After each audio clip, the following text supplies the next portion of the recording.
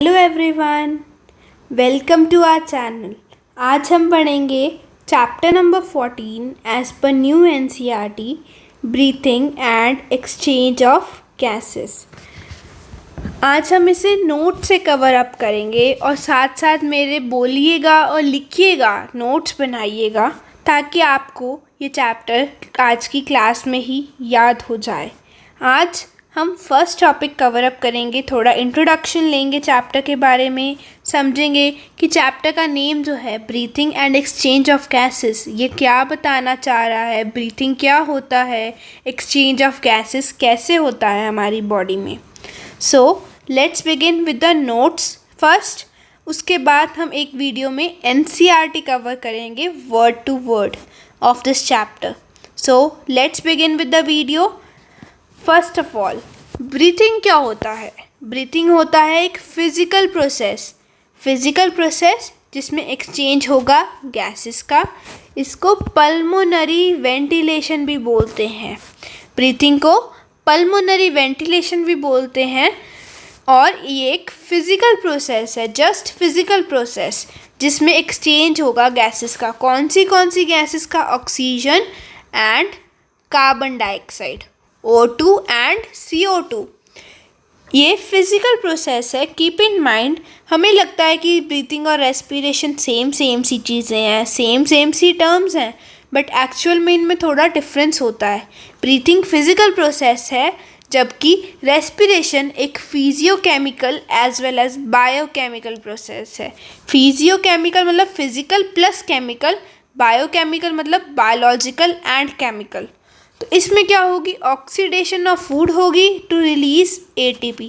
Oxidation of food मतलब oxygen की presence में फूड को हम ब्रेक डाउन करेंगे और रिलीज़ करेंगे ATP। ATP क्या है? Energy currency of the cell, मतलब एनर्जी प्रोड्यूस करने के लिए ऑक्सीडेशन करेंगे फूड का, इसे कहेंगे रेस्पिरेशन। अब अगर मैं आपसे क्वेश्चन पूछूं, जितना हमने पढ़ा है कि पल्मोनरी वेंटिलेशन ब्रीथिंग होती है या रेस्पिरेशन होती है, तो I hope you will answer it correctly. Pulmonary ventilation breathing होती है। अगर मैं पूछूं फिजियोकेमिकल प्रोसेस या फिर बायोकेमिकल प्रोसेस कौन है? रेस्पिरेशन। रेस्पिरेशन में ऑक्सीडेशन ऑफ फूड होगी, ATP रिलीज होगी, adenosine triphosphate.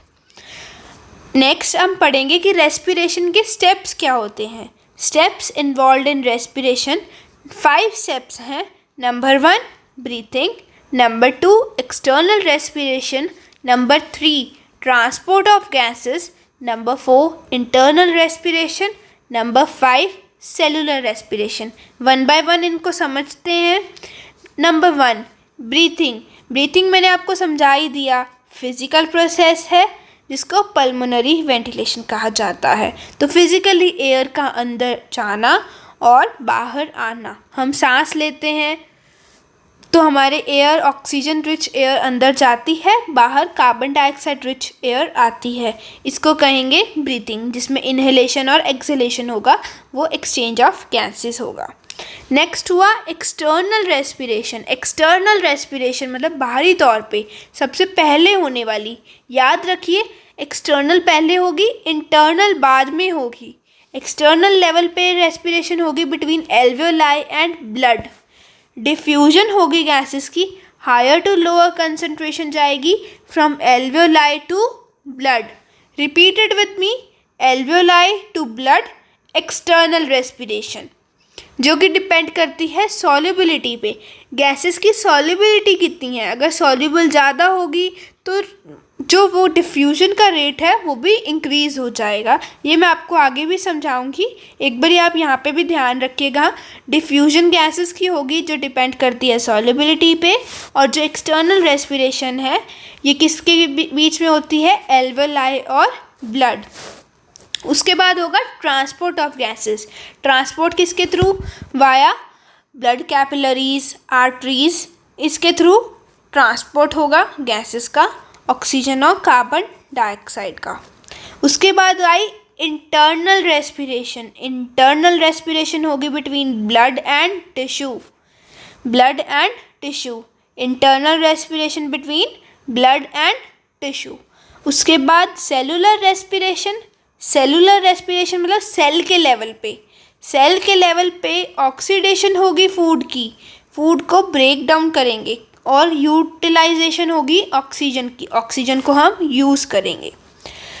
Let me repeat it again, जो पॉइंट्स आपको ध्यान रखने हैं, external respiration alveoli blood, internal respiration blood and tissue के बीच में, याद रखिएगा और कंफ्यूज बिल्कुल भी मत होइएगा। अब मैं आपको इजी वे में एक बार दोबारा से समझा देती हूँ। हम नोज़ के थ्रू एक्सटर्नल नॉस्ट्रिल के थ्रू एयर इनहेल करते हैं। एयर इनहेल होके किस में गई, हमारे लंग्स में। लंग्स का एक और पार्ट होता है एल्वियोलाई बैग लाइक स्ट्रक्चर होते हैं। उसके बाद जाती है ये ब्लड में हमारी ऑक्सीजन और कार्बन डाइऑक्साइड गैसेस वगैरह, फिर ये जाती है टिश्यू में। तो जो लंग्स और ब्लड के बीच में, मान लो जो एल्वेलाई और ब्लड के बीच में हुई एक्सटर्नल रेस्पिरेशन, ब्लड और टिश्यू के बीच में हुई internal respiration. I hope you got it now. अब ये जो रेस्पिरेशन का प्रोसेस है, इसको हम एक केमिकल इक्वेशन में भी लिख सकते हैं, C6H12O6 जो कि है ग्लूकोज प्लस 6O2, 6 ऑक्सीजन के मॉलिक्यूल्स, जो कि क्या करेंगे, ऑक्सीडेशन करेंगे। ऑक्सीजन यूज़ कर रहे हैं तो क्या होगा, ऑक्सीडेशन होगा to form carbon dioxide, water and energy 38 ATP, energy in the form of ATP adenosine triphosphate, जो हमारी एनर्जी करेंसी है सेल की। पॉइंट नंबर 1, ऑक्सीजन यूज़ कर रहे हैं तो ये क्या है, ऑक्सीडेशन है, जिसमें क्या करेंगे, ब्रेक करेंगे ऑर्गेनिक मॉलिक्यूल को ब्रेक करेंगे। ब्रेक करने वाले प्रोसेसेस आपको शायद पता हो ना पता हो, मैं बता देती हूँ आपको। मेटाबॉलिज्म होता है, मेटाबॉलिज्म 2 पार्ट्स में डिवाइडेड होता है, कैटाबॉलिज्म और एनाबॉलिज्म। कैटाबॉलिज्म मतलब ब्रेक डाउन होना, एनाबॉलिज्म मतलब सिंथेसिस होना। ब्रेक डाउन जिस प्रोसेस में होगा वो कैटाबॉलिज्म होगा, सिंथेसाइज हो रही है कोई चीज़ तो वो एनाबॉलिज्म होगा। अब यहाँ पर हम क्या कर रहे हैं, ऑक्सीडेशन कर रहे हैं, ब्रेक डाउन कर रहे हैं तो ये कौन सा प्रोसेस है, कैटाबॉलिक प्रोसेस है। ग्लूकोज प्लस ऑक्सीजन से हमें कार्बन डाइऑक्साइड, वाटर और ATP मिल रही है। कितने ATP, ये भी याद रखिएगा। एरोबिक प्रोसेस है इसीलिए 38 ATP ऑक्सीजन यूज़ हो रही है। एरोबिक प्रोसेस हो गया तो 38 ATP बन रहे हैं। आई होप आपको ये इंट्रोडक्शन चैप्टर का और ये स्टार्टिंग की टर्म्स और ये स्टेप्स जो थे हमारे रेस्पिरेशन में आपको समझ आए होंगे। Now in the next video we will cover up the respiratory organs या respiratory structures जो कि अलग अलग organism में differ करते हैं। Thank you for watching the video. I hope you liked it. All the very best. Keep learning.